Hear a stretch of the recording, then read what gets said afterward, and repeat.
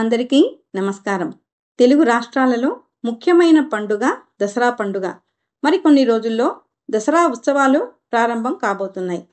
దసరా సందర్భంగా నిర్వహించే దేవీ నవరాత్రులు విజయవాడ ఇంద్రకీలాద్రిపై అంగరంగ వైభవంగా జరుగుతాయి. అలాగే శ్రీశైలం లాంటి క్షేత్రాలలో కూడా శరన్నవరాత్రి ఉత్సవాలు ఎంతో వైభవంగా నిర్వహిస్తారు. ఈ సందర్భంగా కనకదుర్గమ్మకు ఏ రోజు ఏ అలంకారం, ఏ రంగు వస్త్రం, ఏ నైవేద్యం, ఇలాంటి వివరాలన్నీ ఈ వీడియోలో మనం తెలుసుకుందాం. వీడియో పూర్తిగా చూడండి, అందరికీ షేర్ చేయండి. Don't forget to like, share and subscribe to my channel. ఇప్పుడు మనం కనకదుర్గమ్మకు ఏ రోజు ఏ అలంకారాలు జరగనున్నాయో పూర్తి వివరాలు తెలుసుకుందాం. ఈ ఏడాది శరన్నవరాత్రి ఉత్సవాలు ఇంద్రకీలాద్రిపై 2024 అక్టోబర్ 3వ తేదీ గురువారం ఘటస్థాపనతో మొదలయ్యి అక్టోబర్ 12 శనివారం విజయదశమి వేడుకలతో ముగుస్తాయి. ఈ సమయంలో 9 రోజులు దుర్గాదేవి అవతారాలను శక్తి, జ్ఞానానికి సంబంధించిన దేవతగా పూజిస్తారు.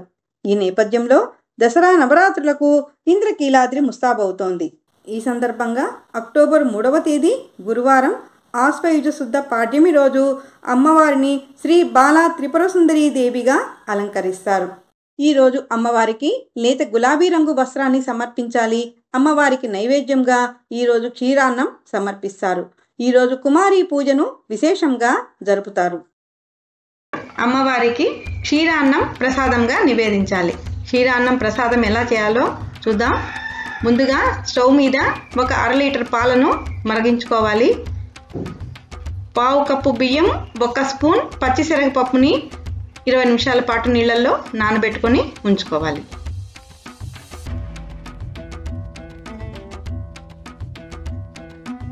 పాలు పొంగొస్తున్నాయి కదా, పాలు పొంగొచ్చే టైంలో మనము నానబెట్టుకున్న బియ్యాన్ని, పచ్చిశనగపప్పుని పొంగే పాలల్లో వేసి ఉడికించుకోవాలి. ఈరోజు అమ్మవారు బాలా స్వరూపిణి కదా, అమ్మవారికి తీయగా క్షీరాన్నం అంటే ఎంతో ఇష్టము. అందుకని ఈ ప్రసాదాన్ని మనం అమ్మవారికి నివేదిస్తామన్నమాట. ఇప్పుడు 1 స్పూను నెయ్యి కూడా ఇందులో యాడ్ చేస్తున్నాను. నెయ్యి వేయడం వల్ల మనకి పైకి పొంగు వచ్చి కింద పడడం అన్నది ఉండదు. క్షీరాన్నం తయారయ్యే లోపల మనము అవసరమైన డ్రై ఫ్రూట్స్ని కూడా సిద్ధం చేసుకోవచ్చు.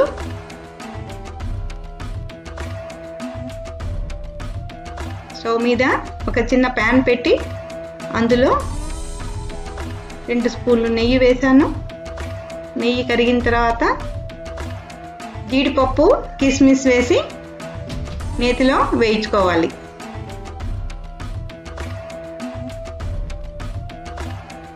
డ్రై ఫ్రూట్స్ వేయించేసాను. వీటిని అలా కొంచెం సేపు పక్కన పెట్టేసుకుందాం. సిద్ధమైపోయినాయి. ఇప్పుడు క్షీరాన్నం ఉడికిపోయింది. ఇందులో మనం తురిమి ఉంచుకున్న బెల్లాన్ని ఇక్కడ కలుపుకోవాలి.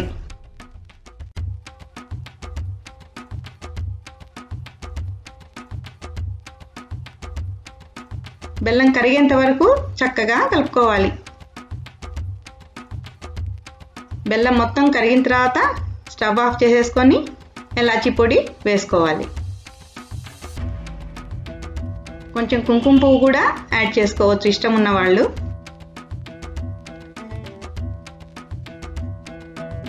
వేయించి ఉంచుకున్న డ్రై ఫ్రూట్స్ని కూడా చివర్లో యాడ్ చేశాను. అంతే, అమ్మవారికి ఎంతో ఇష్టమైనటువంటి క్షీరాన్నం సిద్ధమైపోయింది. ఈ ప్రసాదాన్ని అమ్మవారికి మనం నివేదించుకుందాం.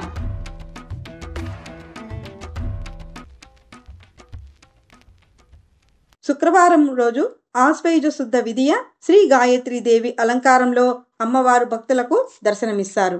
అక్టోబర్ 4 ఈరోజు అమ్మవారికి నారింజ రంగు వస్త్రం సమర్పించాలి. అమ్మవారికి ప్రసాదంగా కొబ్బరి అన్నాన్ని నివేదించాలి. కొబ్బరి అన్నం ఎలా తయారు చేయాలో చూద్దాం. ముందుగా స్టవ్ మీద ఒక ప్యాన్ హీట్ చేసుకొని అందులో 2 స్పూన్ల ఆయిల్, 1 స్పూన్ నెయ్యి యాడ్ చేశాను. నెయ్యి వల్ల మనకి కొబ్బరి అన్నానికి కమ్మదనం వస్తుంది. అందుకని ఇక్కడ నెయ్యి యాడ్ చేస్తున్నాను. ఇందులో ఒక ఎండుమిరపకాయ, కొంచెం ఆవాలు, జీలకర్ర వేసి వేయించుకోవాలి. ఆవాలు కొంచెం చిటపటలాడాక ఇందులో 1 స్పూన్ పచ్చిశనగపప్పు, 1 స్పూన్ మినపప్పు కూడా యాడ్ చేశాను. కొన్ని జీడిపప్పులు కూడా వేసుకోవాలి. అన్నింటినీ మనం కొంచెం దోరగా వేయించుకుందాం.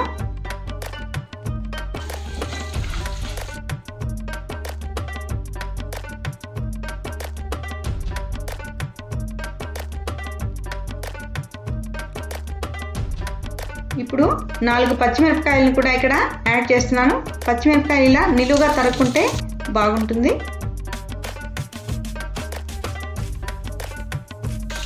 చివరిలో కొంచెం కరివేపాకు కూడా యాడ్ చేశాను.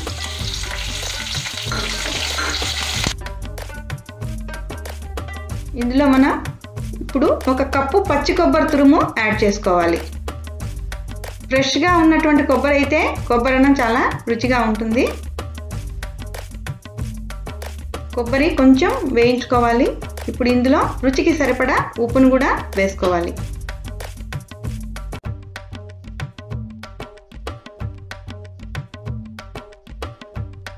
కొబ్బరి పచ్చి వాసన పోయేంత వరకు కొంచెం మూత పెట్టి 1 నిమిషం చాలు, 1 నిమిషం పాటు మగ్గించుకోవాలి. మగ్గిపోయింది కొబ్బరి. ఇప్పుడు ఇందులో పొడి పొడి లాడేలాగా ఉడికించుకున్న 4 కప్పుల అన్నాన్ని కలుపుతున్నాను.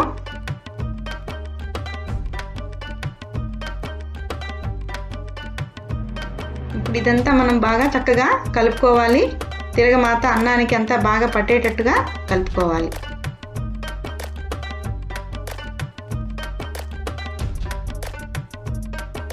అంతే, అమ్మవారికి ఎంతో ఇష్టమైన కొబ్బరి అన్నం ప్రసాదం నివేదనకు సిద్ధంగా తయారైపోయింది.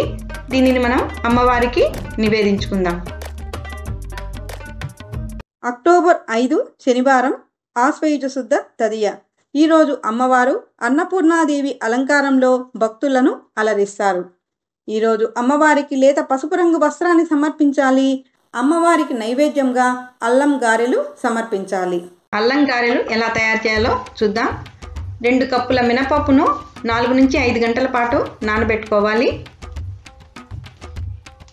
నానిన మినపప్పులో ఉప్పు వేసి ఇలా కచ్చాపచ్చాగా రుబ్బి ఉంచుకోవాలి. మరి మెత్తగా కాకుండా కచ్చాపచ్చాగా రుబ్బుకోవాలి. ఇందులో అల్లము, పచ్చిమిరపకాయలు రోట్లో దంచుతున్నాను ఇక్కడ.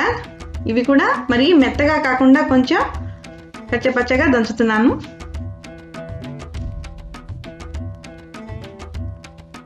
ఇలా దంచుకున్న తర్వాత రుబ్బి ఉంచుకున్న పిండిలో ఈ అల్లం పచ్చిమిర్చి ముద్దని వేసి బాగా కలుపుకోవాలి. కరివేపాకు కూడా ఇక్కడ వేసుకొని కలుపుకుంటే గారెల పిండిలో కరివేపాకు, అల్లము, పచ్చిమిర్చి బాగా కలిసేలాగా బాగా కలుపుకోవాలి.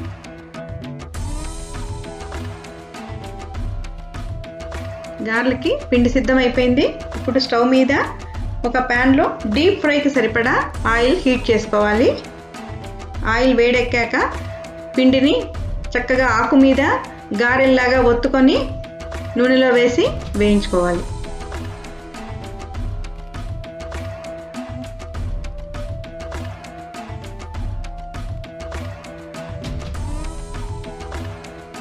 గారెలు నూనెలో వేసేటప్పుడు నూనె చేతుల మీద చిందకుండా జాగ్రత్తగా వేసుకోవాలి. ఒకవైపు కాలిన గారెల్ని నెమ్మదిగా రెండో వైపు కూడా తిప్పుకుంటూ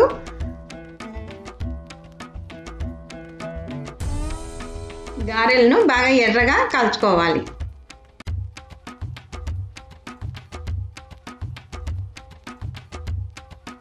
అంతే, అమ్మవారి ప్రసాదానికి అల్లం గారెలు సిద్ధంగా ఉన్నాయి. అమ్మవారికి ఈ గారెలను మనం నివేదించుకుందాం. అక్టోబర్ 6 ఆదివారం, ఆశ్వయుజ శుద్ధ చవితి. ఈరోజు అమ్మవారు శ్రీ లలితా త్రిపుర సుందరీ దేవిగా భక్తులకు దర్శనమిస్తారు. ఈరోజు అమ్మవారికి ముదురు బంగారు రంగు వస్త్రాన్ని సమర్పించాలి. అమ్మవారికి నైవేద్యంగా ఈరోజు కదంబ ప్రసాదాన్ని నివేదించాలి. కదంబం ప్రసాదం తయారు చేసుకోవడానికి స్టవ్ మీద ఒక ప్రెషర్ ప్యాన్లో 2 స్పూన్లు ఆయిల్ హీట్ చేసుకున్నాను. ఇందులో ఒక ఎండుమిరపకాయ, మెంతులు, ఆవాలు పోపు వేస్తున్నాను.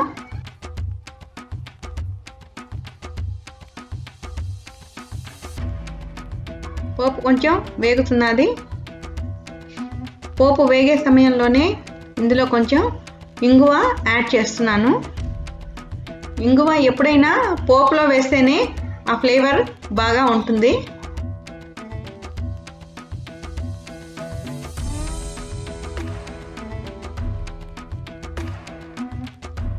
పోపు వేగింది. ఇప్పుడు ఇందులో కూరగాయ ముక్కలు, నేను ఇక్కడ 6 రకాల కూరగాయ ముక్కలు కదంబం ప్రసాదం తయారీలో వాడుతున్నాను. ముందుగా టమాటా ముక్కలు,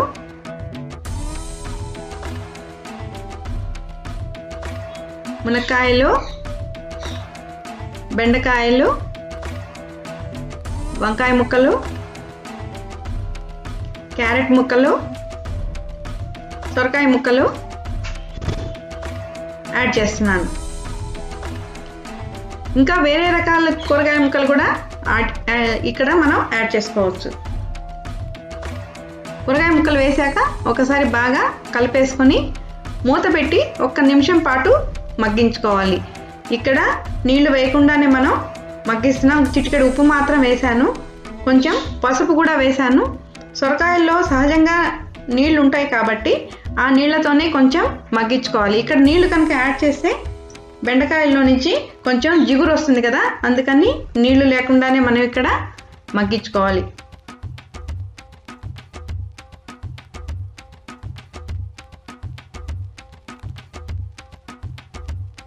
మూత పెట్టి 1 నిమిషం పాటు ఉడికించుకోవాలి. 1 నిమిషం అయింది, కొంచెం మగ్గాయి.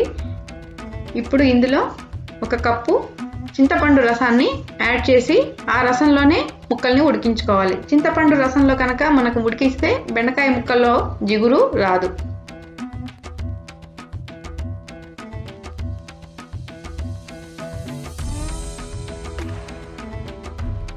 ఒక 1/2 కప్పు నీళ్లు కూడా పోసి ఉడికించుకుంటున్నాను. మూత పెట్టి ముక్కల్ని ఒక 10 నిమిషాల పాటు ఇక్కడ ఉడికించుకోవాలి. చూసారుగా, ఇలాగా చింతపండు రసంలో ముక్కలు ఉడుకుతున్నాయి. కొంచెం ఉడికాయి, ఇంకా కొంచెం ఉడకాలి. ఇప్పుడు ఇక్కడ రుచికి సరిపడా ఉప్పు వేసాను.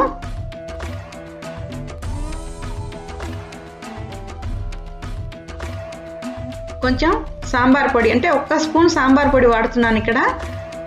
తర్వాత 1/2 స్పూన్ మామూలు చిల్లీ పౌడర్, అంటే ఎండుమిర్చి పొడి కూడా ఇక్కడ వేసాను. మళ్ళీ అన్నింటినీ ఒకసారి బాగా కలిపేసుకోవాలి. ఇందుకోసం 1 కప్పు కందిపప్పుని మెత్తగా ఉడికించి ఉంచుకున్నాను ముందుగా ప్రెషర్ కుక్కర్లో. ఆ కందిపప్పును కూడా ఇక్కడ నేను యాడ్ చేస్తున్నాను. అన్నింటినీ ఒకసారి బాగా కలిపేసుకొని కొంచెం సేపు ఉడికించుకోవాలి. ఒక 2-3 నిమిషాల పాటు మళ్ళీ వీటిని బాగా మనం ఉడికించుకోవాలి. మూత పెడుతున్నాను. మూత పెట్టే ఉడికించుకోవాలి. చూద్దాం, ఉడికింది. కదంబం రైస్లో ఈ ప్రిపరేషన్ ఆల్మోస్ట్ సాంబార్ తయారు చేసుకున్నట్టే. కొంచెం కరివేపాకు యాడ్ చేశాను ఇక్కడ. అడిషనల్ టేస్ట్ కోసం కొంచెం షుగర్ యాడ్ చేస్తున్నాను. ఇప్పుడు ముందుగా సిద్ధం చేసి ఉంచుకున్న అన్నాన్ని వేసి మనం ఇక్కడ కలుపుకోవాలి. 3 కప్పుల రైస్ నేను ఇక్కడ తీసుకున్నాను. ఈ రైస్ ఈ సాంబార్కి అంతా బాగా పట్టేలాగా బాగా కలుపుకోవాలి.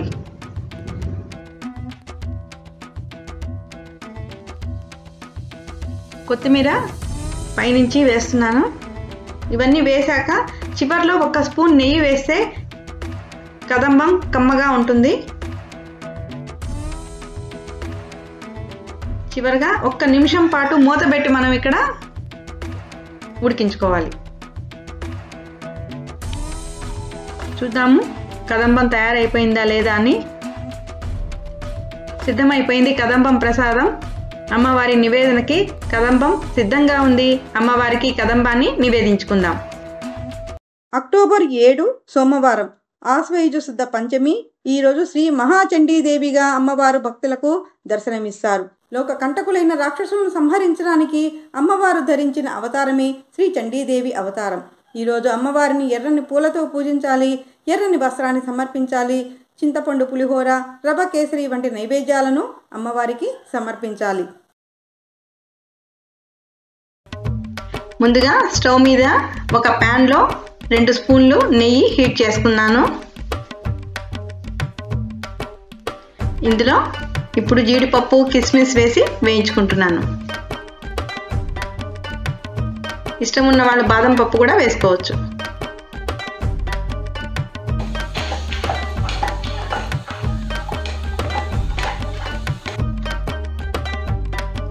డ్రై ఫ్రూట్స్ వేగిపోయినాయి. ఇప్పుడు వీటిని ఒక కప్లోకి తీసుకుంటున్నాను. ఇప్పుడు ఆల్రెడీ వేడిగా ఉన్న నెయ్యిలోనే ఇక్కడ రవ్వ వేసి వేయించుకుంటున్నాను. 1 కప్పు ఇక్కడ నేను బొంబాయి రవ్వ తీసుకున్నాను. రవ్వ మనం పచ్చి వాసన పోయేంత వరకు దోరగా వేయించుకోవాలి.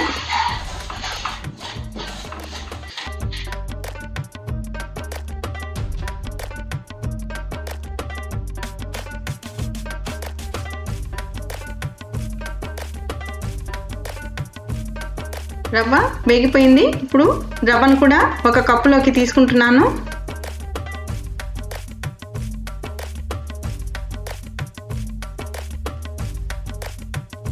ఇప్పుడు అదే ప్యాన్లో 3 కప్పుల నీళ్లను పోస్తున్నాను. 1 కప్పు రవ్వకి 3 కప్పుల నీళ్లు వేసుకుంటే రవ్వ కేసరి బాగా మెత్తగా వస్తుంది. ఇందులో కొంచెం ఫుడ్ కలర్ నీళ్ళలో కలిపి యాడ్ చేస్తున్నాను. ఇది ఆప్షనల్ మాత్రమే, ఇష్టం లేకపోతే వేసుకోనక్కర్లేదు.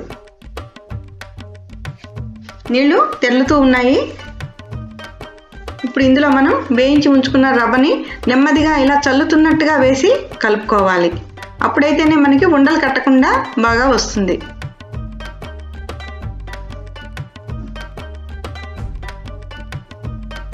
ఇప్పుడు బాగా కలుపుకోవాలి ఉండలు లేకుండా.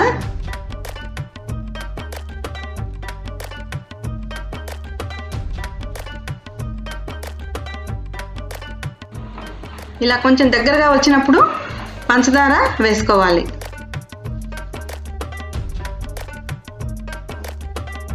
ఇక్కడ నేను ఆర్గానిక్ బ్రౌన్ షుగర్ వాడుతున్నాను కేసరి తయారీలో.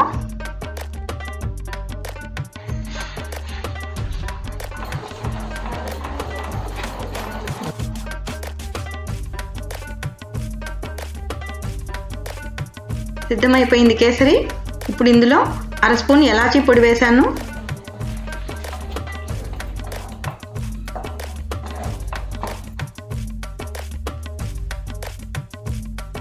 అలాగే పైనుంచి 1 స్పూన్ నెయ్యి కూడా యాడ్ చేశాను. చివర్లో వేయించి ఉంచుకున్న డ్రై ఫ్రూట్స్ని కూడా వేసి కలిపేస్తే అమ్మవారికి ఎంతో ఇష్టమైన రవ్వ కేసరి ప్రసాదం నివేదనకు సిద్ధంగా ఉంది. ఇప్పుడు అమ్మవారికి ఇష్టమైన మరో ప్రసాదం చింతపండు పులిహోర తయారీ విధానం చూద్దాం. ముందుగా స్టవ్ మీద ఒక ప్యాన్ హీట్ చేసుకున్నాను. అందులో 1 స్పూన్ మిరియాలు, 1 స్పూన్ ధనియాలు వేసి డ్రై రోస్ట్ చేస్తున్నాను.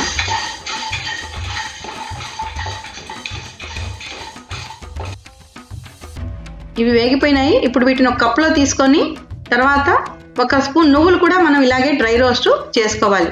నువ్వులు వీటితో పాటు వేస్తే ముందుగా వేస్తే మాడిపోతాయి కదా, అందుకని అవి సపరేట్గా మనం వేయించుకోవాలి.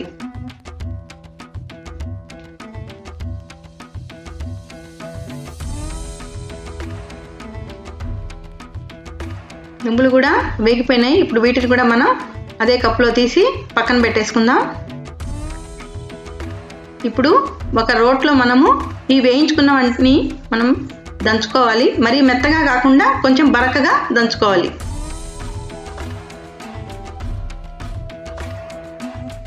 అంతే, పులిహోరకి వేసుకోవాల్సినటువంటి పొడి సిద్ధమైపోయింది.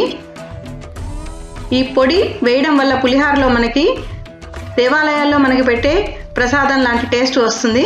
ఇప్పుడు అదే ప్యాన్లో 3 స్పూన్లు ఆయిల్ వేశాను. ఆయిల్ హీట్ ఎక్కాక పోపు వేసుకోవాలి. ఇప్పుడు పులిహోరకి పోపే ఇంపార్టెంట్. 4 ఎండుమిరపకాయలు వేశాను ముందుగా. తర్వాత పల్లీలు, పచ్చిశనగపప్పు,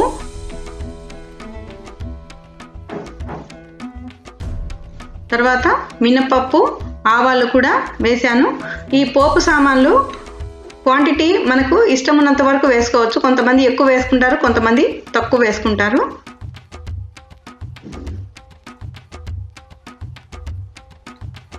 పోపు రెడీ చేసుకుందాం.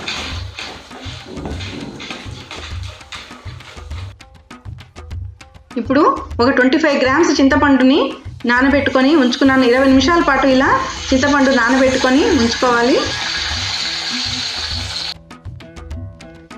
చింతపండు రసం ఇలా సిద్ధం చేసుకోవాలి. 1 కప్పు చింతపండు రసం మనకి అవసరం అవుతుంది.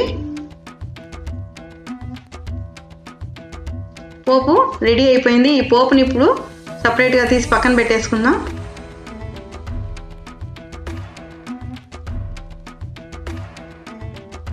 ఇప్పుడు పచ్చిమిరపకాయలు 3 పచ్చిమిరపకాయలు వేసాను. 1/2 స్పూన్ పసుపు పొడి వేసాను.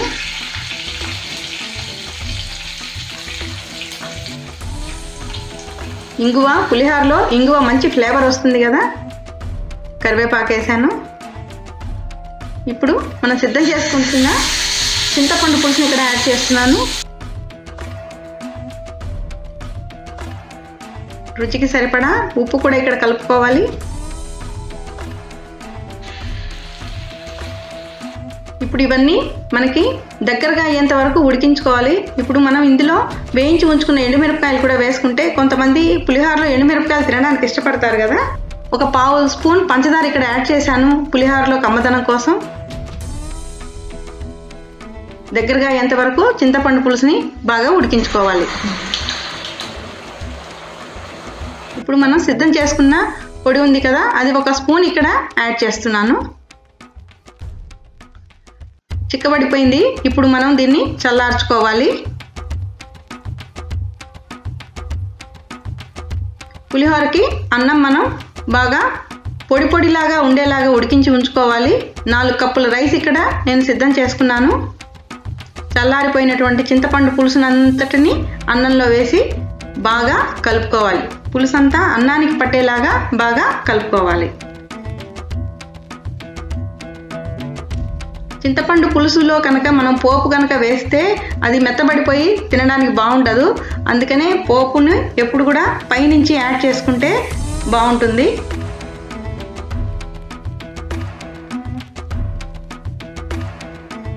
పైనుంచి మరికొన్ని కరివేపాకు రెమ్మలు వేసి పులిహోరని మూత పెట్టేసి అలా ఉంచేసుకుంటాం.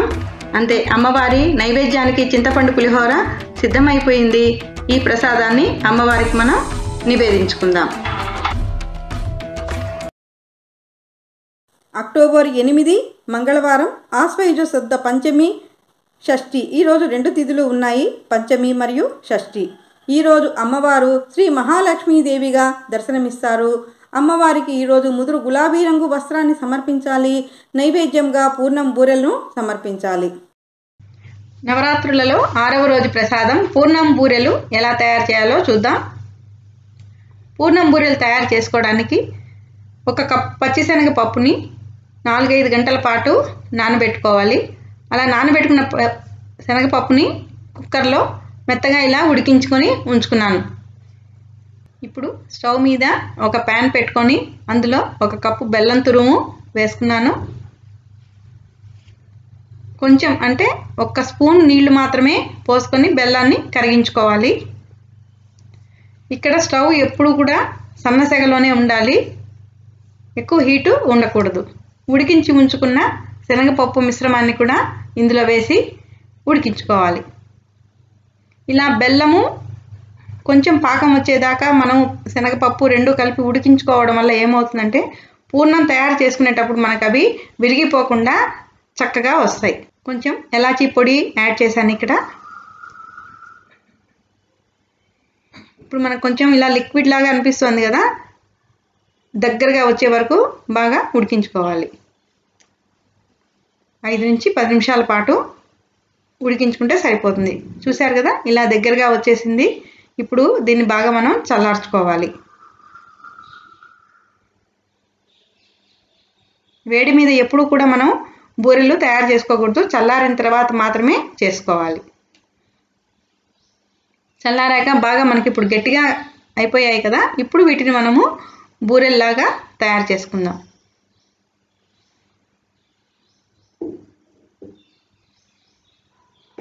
ఇలా రౌండ్గా ఎన్ని కావాలంటే అన్ని మనం తయారు చేసుకోవచ్చు.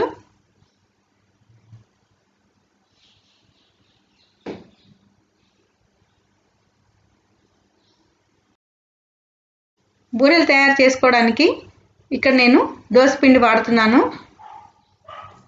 స్టవ్ మీద ఒక ప్యాన్లో డీప్ ఫ్రైకి సరిపడా ఆయిల్ హీట్ చేస్తున్నాను. ఆయిల్ హీట్ అయింది. ఇక్కడ ఆయిల్ ఎక్కువగా హీట్ అవ్వకూడదు, సన్నసెగలో మాత్రమే మనము వీటిని కాల్చుకోవాలి. తయారు చేసుకున్న బూరెల్ని పిండిలో ముంచుకొని బూరెల్లాగా నూనెలో మెల్లగా వేసుకుంటూ వేయించుకోవాలి. బూరెలు వేసుకునేటప్పుడు జాగ్రత్తగా ఉండాలి, నూనె ఒక్కొక్కసారి పైకి చిందుతుంది కదా, అందుకని జాగ్రత్తగా వేసుకోవాలి. బూరెలు అమ్మవారికి ఎంతో ఇష్టమైనటువంటి ప్రసాదం. ఒకవైపు కాలిన బూరెల్ని మెల్లగా రెండో వైపు కూడా తిప్పుకొని బూరెల్ని ఎర్రగా కాల్చుకోవాలి. తయారైన బూరెల్ని చక్కగా అరిటాకులో తీసుకొని అమ్మవారి నివేదనకు సిద్ధం చేసుకుందాం.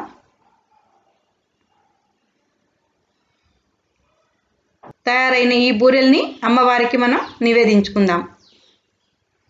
అక్టోబర్ 9 బుధవారం ఆశ్వయుజ శుద్ధ షష్ఠి సప్తమి. ఈరోజు మూలా నక్షత్రం కూడా ఉన్నందున అమ్మవారు ఈరోజు సరస్వతీదేవిగా భక్తులకు దర్శనమిస్తారు. అమ్మవారికి ఈరోజు తెల్లని వస్త్రాన్ని సమర్పించాలి, నైవేద్యంగా దధ్యోదనాన్ని సమర్పించాలి. దధ్యోదనం ఎలా తయారు చేయాలో చూద్దాం. దధ్యోదనానికి ముందుగా పోపు సిద్ధం చేసుకోవాలి. స్టవ్ మీద ఒక ప్యాన్లో 2 స్పూన్ల ఘీ హీట్ చేసుకున్నాను. ఇందులో మనం పచ్చిశనగపప్పు, మినపప్పు, ఎండుమిరపకాయ, ఆవాలు, జీలకర్ర అన్నీ వేసి పోపు వేసుకుంటున్నాను. పెరుగన్నంలో నెయ్యితో పోపు వేస్తేనే కమ్మగా ఉంటుంది. సన్నగా తరిగి ఉంచుకున్న పచ్చిమిరపకాయలు, కరివేపాకు కూడా యాడ్ చేశాను.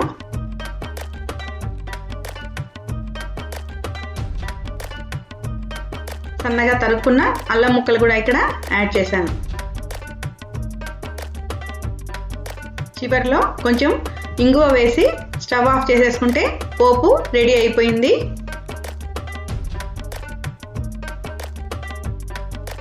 పెరుగన్నం తయారీకి అన్నం కొంచెం మెత్తగా ఉడికించి చల్లార్చి ఉంచుకోవాలి.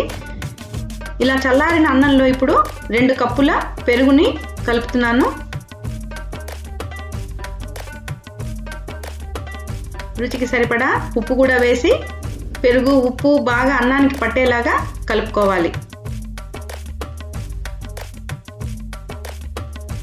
కొంచెం పాలు కూడా ఇక్కడ కలుపుతున్నాను. ఇందువల్ల మనకి పెరుగన్నానికి అడిషనల్గా కమ్మదనం వస్తుంది. సిద్ధమైన పోపును కూడా ఇక్కడ పెరుగన్నంలో వేసి కలిపేస్తున్నాను. అంతే, పెరుగన్నం సిద్ధమైపోయింది. పోపు మిశ్రమం అంతా అన్నానికి పట్టేలాగా బాగా కలుపుకోవాలి. అమ్మవారి ప్రసాదం దధ్యోదనం రెడీ అయిపోయింది. దానిమ్మ గింజలతో అలంకరించిన పెరుగన్నం అమ్మవారికి నివేదించుకుందాం. అక్టోబర్ 10 గురువారం ఆశ్వయుజ శుద్ధ సప్తమి, అష్టమి 2 తిథులు ఉన్నాయి. ఈరోజు దుర్గాష్టమి పర్వదినము. ఈరోజు అమ్మవారు దుర్గతులను రూపుమాపే దుర్గావతారంలో భక్తులకు దర్శనమిస్తారు. ఈరోజు అమ్మవారికి ఎర్రని వస్త్రం సమర్పించాలి. అమ్మవారికి నిమ్మకాయ పులిహోర నైవేద్యంగా సమర్పించాలి.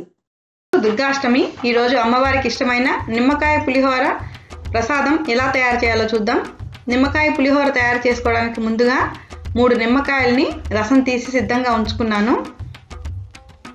ఇప్పుడు నిమ్మరసంలో మనం కొంచెం ఉప్పు, పులిహోరకి సరిపడా ఉప్పు మాత్రం ఇక్కడ యాడ్ చేసేసుకోవాలి. అలా చేయడం వల్ల నిమ్మరసం చేదెక్కకుండా ఉంటుంది. ఇప్పుడు స్టవ్ మీద ఒక ప్యాన్ హీట్ చేశాను. ఇందులో 2 స్పూన్లు ఆయిల్ వేశాను.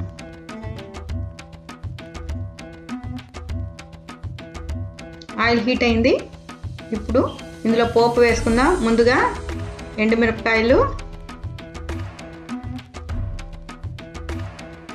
పల్లీలు, పచ్చిశనగపప్పు, మినపప్పు, ఆవాలు ఇవన్నీ వేసి బాగా వేయించుకోవాలి. పులిహోరకి మెయిన్ పోపే, అందుకని ఈ పోపు జాగ్రత్తగా తయారు చేసుకోవాలి.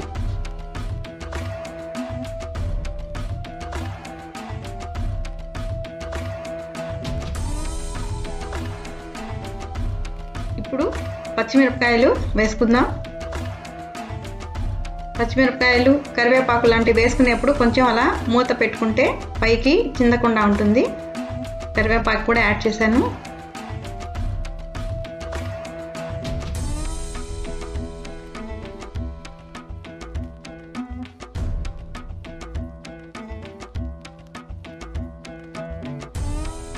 ఇప్పుడు 1/2 స్పూన్ పసుపు పొడి వేస్తున్నాను.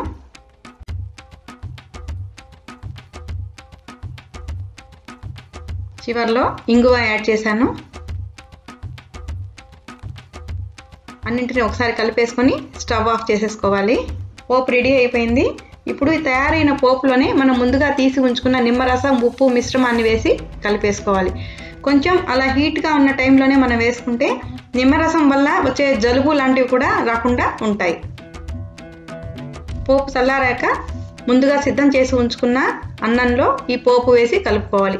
1 గ్లాసు బియ్యాన్ని పొడి పొడిలాగా ఉండేలాగా అన్నం తయారు చేసుకొని రెడీగా ఉంచుకున్నాను. ఇప్పుడు ఇందులో మనం పోపు తయారు చేసుకున్నాం కదా, అది కూడా వేసి బాగా కలిపేసుకుందాం. నిమ్మకాయ పులిహోర తయారు చేసుకోవడం చాలా ఈజీ. తయారైపోయింది పులిహోర. అమ్మవారి నివేదనకి ప్రసాదం సిద్ధంగా ఉంది. నిమ్మకాయ పులిహోర ప్రసాదాన్ని అమ్మవారికి నివేదించుకుందాం.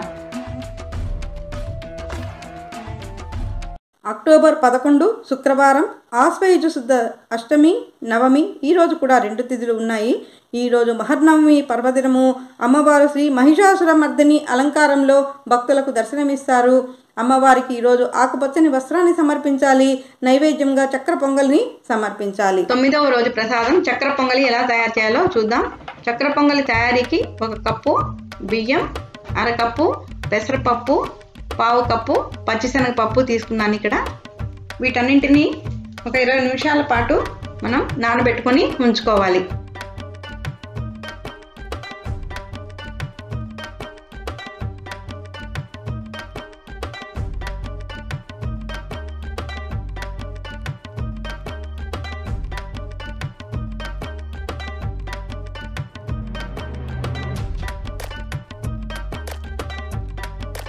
ప్రెషర్ కుక్కర్లో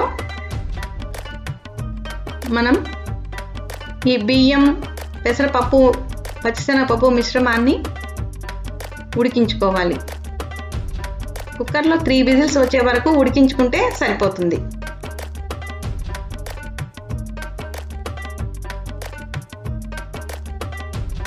ఉడికిపోయింది. ఇప్పుడు పొంగలి మనకి సిద్ధంగా ఉంది. ఇప్పుడు చక్కెర పొంగలి తయారీలో మిగతా ప్రాసెస్ చూద్దాం.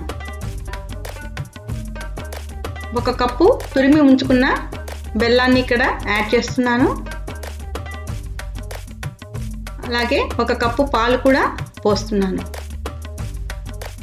ఈ పొంగలి కుక్కర్లోంచి తీసుకున్న తర్వాత వేడిగా ఉన్న టైంలోనే మనము ఈ బెల్లము, పాలు కనుక యాడ్ చేసుకుంటే బెల్లం కూడా తొందరగా కరిగిపోతుంది. బెల్లం అంతా కరిగేలాగా బాగా కలుపుకోవాలి.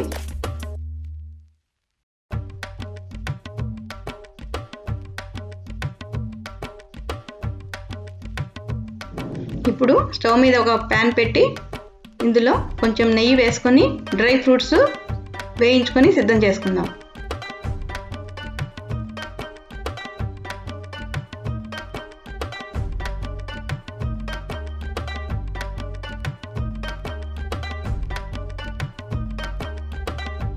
జీడిపప్పు, కిస్మిస్ యూజ్ చేస్తున్నాను.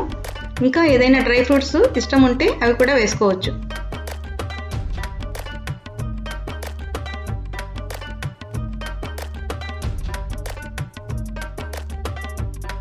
డ్రై ఫ్రూట్స్ వేగిపోయాయి. ఇప్పుడు సిద్ధమైన చక్కెర పొంగల్లో 1/2 స్పూన్ ఇలాచీ పొడి వేశాను.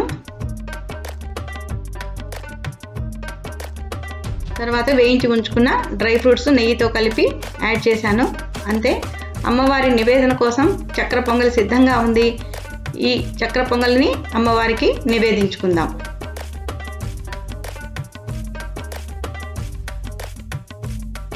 ఈ దసరా పండుగ రోజులలో అమ్మవారిని శక్తి మేరకు పూజించి అమ్మవారి అనుగ్రహానికి అందరము పాత్రులవుదాం.